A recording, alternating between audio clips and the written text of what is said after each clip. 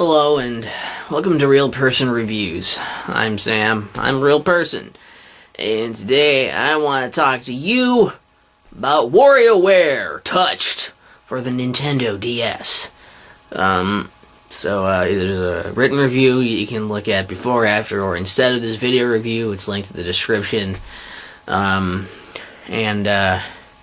I guess, I don't know, disclosure, I got this game off of My Nintendo Rewards, that site, mynintendo.com. So, you know, it's based on that version that I got on my 3DS through that. If that makes a difference for this game, for the experts out there watching.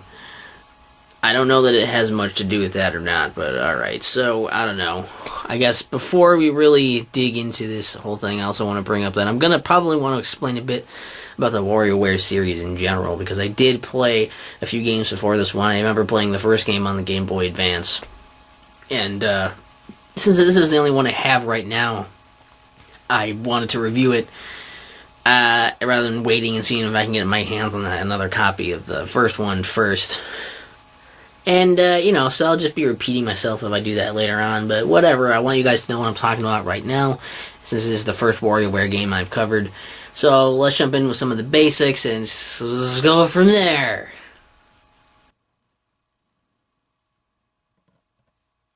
Is usually just a collection of micro games they have, which are like mini games, but a lot shorter, like usually only lasting a few seconds. Typically, they'll have some kind of word or phrase pop up on the screen to indicate what you're supposed to do, and then, of course, you have to look at it and see what you're doing and how you're controlling and kind of figure it out. Some trial and error stuff going in there. You got to learn them. You got to do them. You have to do a bunch of these in rapid succession. And basically, that's kind of how you just do it. And you just get kind of like score attack things. Like, how many of these can you do in rapid succession without messing up? There's usually, you have like 4 lives or misses, and once you mess up 4 times, you're done with your session. There usually, after so many, there's a boss stage, or like a boss game, which is usually a little longer, probably more like a mini game, but it's longer, it's more difficult. But if you beat that, you'll get one of your lives back, unless it's the first time doing it, and then you usually get some kind of cutscene. Because you only have to make it to that boss area, that boss game. You need for the main story stuff to keep unlocking more things, like that. Just in general. And, usually, you go by, each stage will consist of so many different micro games, and they'll come up randomly. As you go further and further, they get faster, they get more difficult. There's even harder variants of the same micro games in there. They're slightly different, and you have to kind of adjust for those different ones as you go. And, you compete for your own score, that kind of thing. Each contained area usually has some sort of themes or something going on with them, too, based on those characters. And also, along with General Wario stuff thrown in there, because he's the titular character, of course. And then, there are certain parts where they'll mix up, different parts of, this character is in this character stuff or whatever, and they'll put them together in a mix-mash. And then there's also, parts where, you'll have to do all of the games around the table. You have to deal with all of them possibly showing up in different forms and difficulties and all that stuff. So, that's generally how the games work. You do that, unlock maybe some other secret, unlockable stuff here and there, maybe. But it's usually just about going through all these different rapid succession micro games, seeing how well you can adjust, how far you can get, how high you can get your score. And that's really just the draw of it. This one, WarioWare Touched, is basically the same idea, very simplistic controls still, simple ideas, micro games, that kind of stuff. With the twist that it's using stylus controls, because it's a DS game, so all the games are based around using your stylus,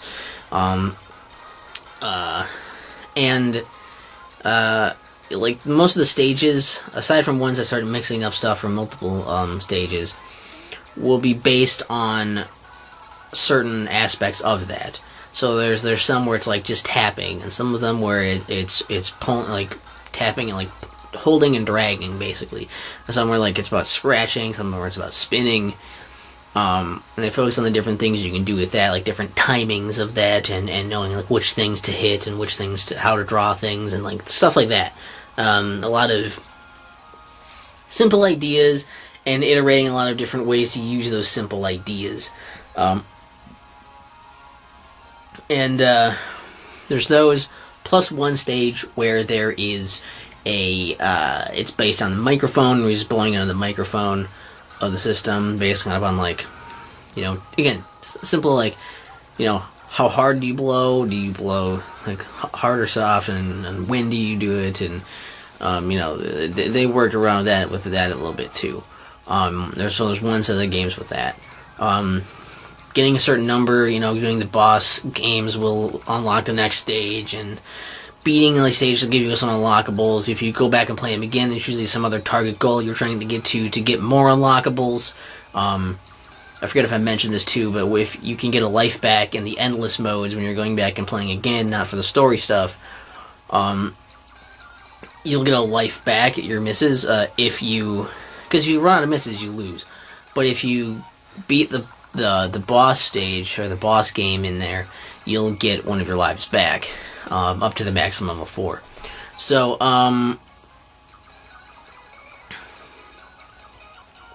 yeah. That's how this works as well. There's a kind of a story also, which is basically just, it doesn't really matter. It's not based around the story, obviously, but the main plot is that Wario, basically stumbles upon this gaming device that's very similar to a Nintendo DS, surprisingly. I'm sure it's a coincidence.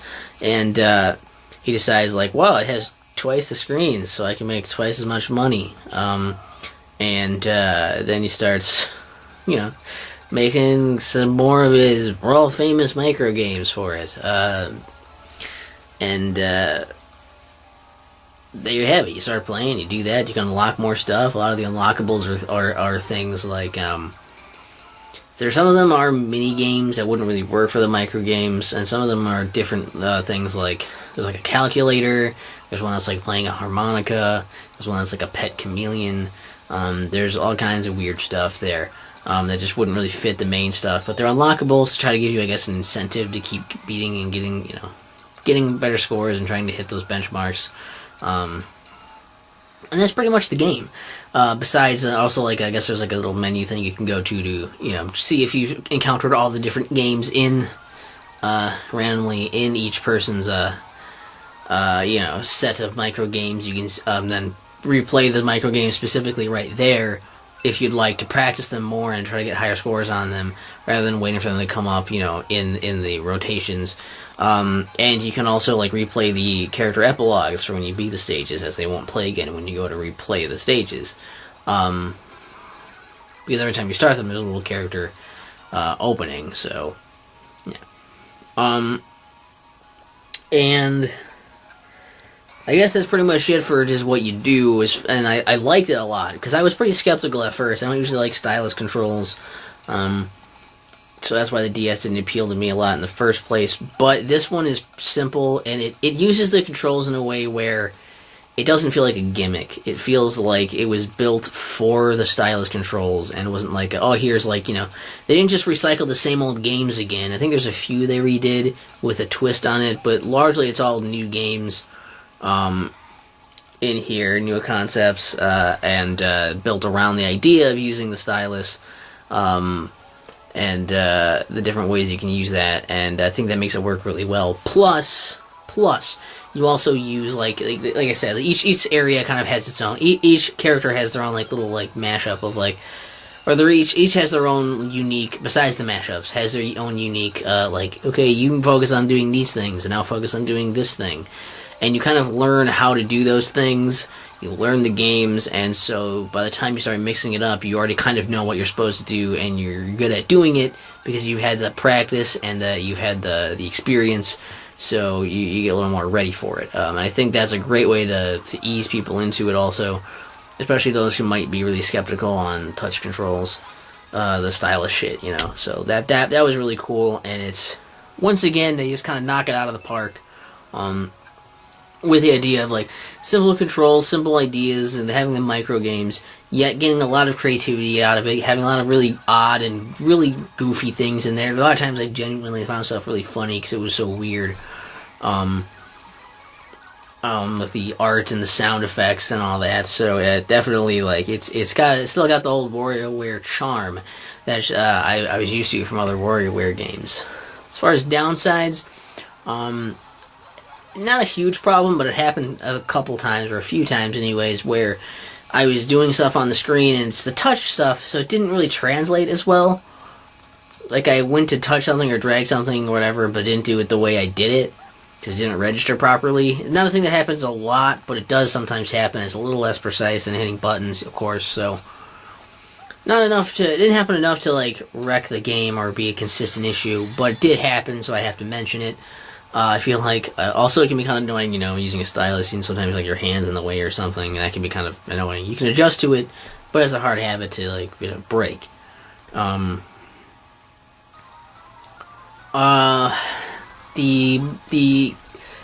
gimmick of this, because it doesn't feel like it's a gimmick to do all the, it doesn't feel gimmicky to do all the stylus stuff. What feels gimmicky is the microphone section where you have to blow into the microphone. That sucks, because it's cool what they did with it in its own contained way, but it doesn't build on any of the skills of using the stylus from the other stuff. So whenever it's mixed in with other things, especially, and you're like, why do I have to do this? I don't want to do this. I don't know. It doesn't mesh with the other stuff, so it feels really out of place. Beyond that, being out of place are a lot of the bonus things. A few of those are mini games, and they're cool. Like there's a ping pong one where like you basically have it open face, like laying down, and like one person uses one shoulder button, the other person uses the other. You're like on either side of each other, and you just play ping pong, because the ball goes across the two screens like it's one big ping pong table. That's really neat. There's a few mini games on there and like that they're cool. But then the other things are like weird, like things that don't feel like they're good for anything. Like the calculator thing sucks. There's like a timer. It's like a metronome. At least those could be useful at some point, maybe. Barely. But then there are things like the pet chameleon where you just keep changing the background and it changes the colors to just match the background, and if you tap, the chameleon will put his tongue out. Or like one where it's like, I don't know if it's supposed to be like, if it's like Jello or flan or whatever the fuck it's supposed to be, and you just like wiggle it around with the stylus, you just like make it jiggle. That's the whole thing. Some of these are just weird. Like, and like you're gonna get like two uses out of these. You're gonna use them twice. Once to see what the hell they are when you unlock them, right? And you can be like, that's goofy, that's weird. And after being there for like, maybe a minute at best, getting the fuck out of there.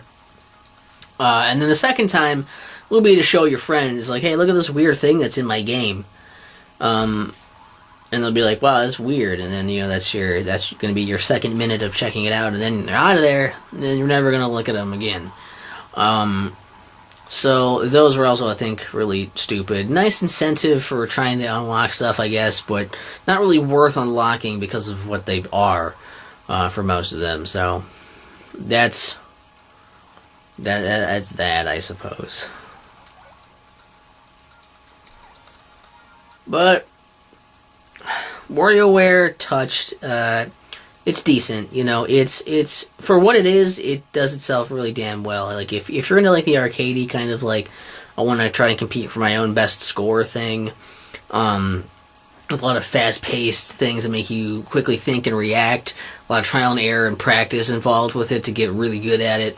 If you like stylus controls, or even if you don't necessarily, but you like the WarioWare series, or just the idea of these micro games in general, like, you'll maybe be able to adjust to it. If you're into the WarioWare series and, like, you jumped over this one because you're like, man, I don't know, like, I don't know if I want to play a DS one, like, it's good. And while I wouldn't recommend this is where someone start in the series, I don't think it's the best start. I wouldn't say don't start with it. If it's available to you cheaply, possibly freely, like, why not? It'll be, like, it's a decent one. It gives you a good idea of what WarioWare is like, even if it's not the best control setup and not the most friendly because of that. It's certainly not like bad because of it. And it's not a system seller, obviously. It's a thing you play on the side. It's easy to pick up and put down whenever you want. So it's a really nice travel game. It makes sense to have it on your DS or 3DS. If you can get it on My Nintendo, I think it shows up periodically on there. With Platinum Points, which are totally free to get, you can get it there at some point if it comes back up. I don't know how much the DS version goes for. And I believe it's also on the Wii U. I have to check, but I think it's also on the Wii U Virtual Console. So I think it'd be like $10 on there, which you lose the portability of it, but if you're just looking to try it out also, you don't necessarily feel like you need the portability. Some of the games might not work super well depending on your setup and layout. You can change that though, I guess. It'd be worth checking out there, I guess, too, if you want to get a better price on it. And don't want to wait around for it to maybe show up in My Nintendo. Because that's always an issue. I don't know how much it is on the actual DS. I've not really seen it hanging out anywhere, but in general, it's a game that I think is worth $20 or less, maybe 15 or less, depending on how much time you think you'll get into it, how appealing it looks, or if you're into the series or not. And it looks all right. It's like I say, it's not a standout amazing title or anything, but it's certainly a good thing to have in between all your other stuff. So not everything has to be a super huge time investment in everything, a crazy big adventure. Sometimes it's fun to have it just a little fun and something that's more gamey, and like this satisfies it really well, while still being really fun and creative. And how many Wario games are you gonna get, man? How many of these you don't get tons of them? So just why not check it out? I don't have a good ender for it. Anything you want to say about the WarioWare series or this game or anything, leave that in the comments. I think that'd be fun, maybe. I don't know. Until then, until next time, everyone just work on your Wario impressions. Wario. I'm not good at impressions. My voice sounds like me. Wario.